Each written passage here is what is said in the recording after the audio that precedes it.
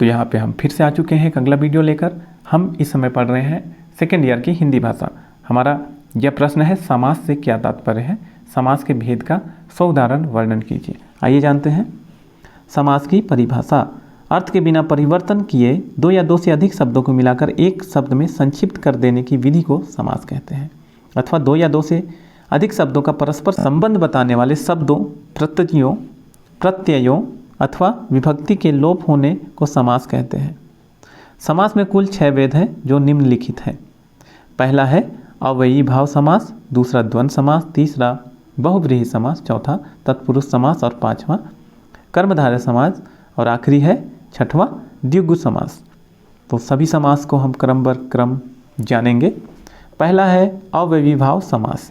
अव्ययी भाव समास का लक्षण है जिसमें पूर्व पद की प्रधानता हो और सामसिक पद अव्यय हो जाते हैं। इस समास को समूचा पद क्रिया विशेषण अव्यय हो जाता है। उदाहरण के लिए प्रतिदिन, प्रतिमास, यथासाध्य, आजन्म, बेकाम, बेखटके, भरसक, अनुरूप, अभूतपूर्व। उपयुक्त उदाहरणों में प्रति, यथा, आ, बे, भर, अनु, अभूत आदि अव्यय हैं। दूसरा है द्वंद्व समास। द्वंद्व समास में दोनों पद प्रधान होते हैं तथा उनके बीच और का लोप होता है। उदाहरण के लिए पाप पुण्य, भाई बहन, सीताराम, बाप बेटे, भूल चूक, रुपया पैसा, राजा रानी आदि।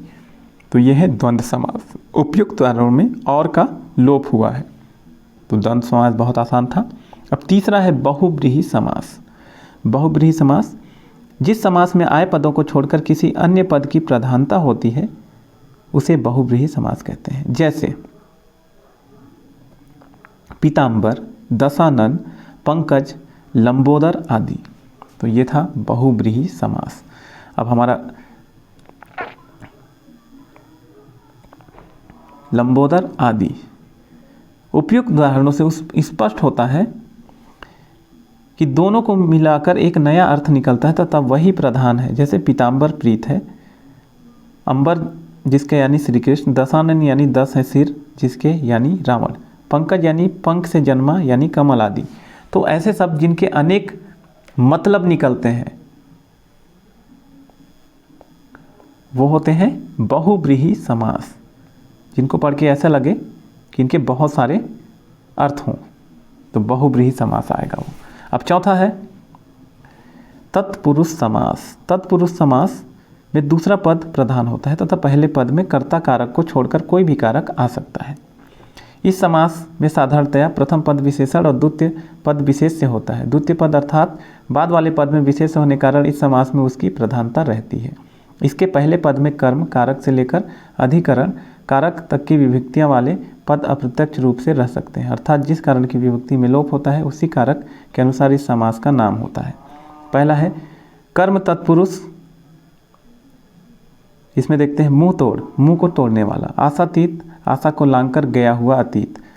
कष्टापन, कष्ट को आपन यानी कष्ट को प्राप्त। इसमें कर्म कारक की विभक्ति का लोप हुआ है। तो तत्पुरुष का पहला था, तत्पुरुष समास का पहला कर्म तत्पुरुष। अब दूसरा है करण तत्पुरुष। जैसे वाग्य युद्ध, वाक से युद्ध, नीति युक्त, नीति से युक्त। इसमें करण कारक की विभक्ति से का लोप हुआ है। अगला है संप्रदान तत्पुरुष।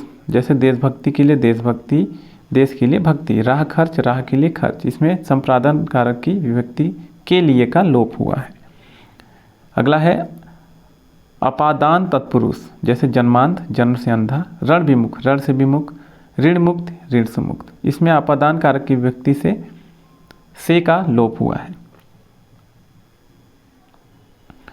अगला है संबंध तत्पुरुष। जैसे विद्याभ्यास, विद्या का अभ्यास, सेनापति, सेना का पति, माधव, माँ लक्ष्मी का धव यानी पति। इसमें संबंध कारक की विभक्ति का लोप हुआ है। अधिकरण तत्पुरुष। जैसे गृह प्रवेश, गृह में प्रवेश, विद्या प्रवीण, विद्या में प्रवीण, आप बीती, आप पर बीती। इसमें अधिकरण कारक की विभक्ति में तथा पर का लोप हुआ है। तो इस तरह से हम पढ़ रहे थे तत्पुरुष समास के बारे में।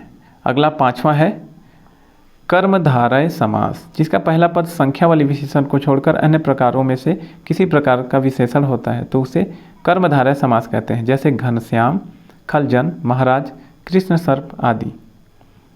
छठवां है द्विगु समास। जिस समास का पूर्व पद संख्यात्मक विशेषण हो इसे द्विगु समास कहते हैं, जैसे त्रिभुवन। पहला है त्रि, जिसमें संख्या का पता चल रहा है।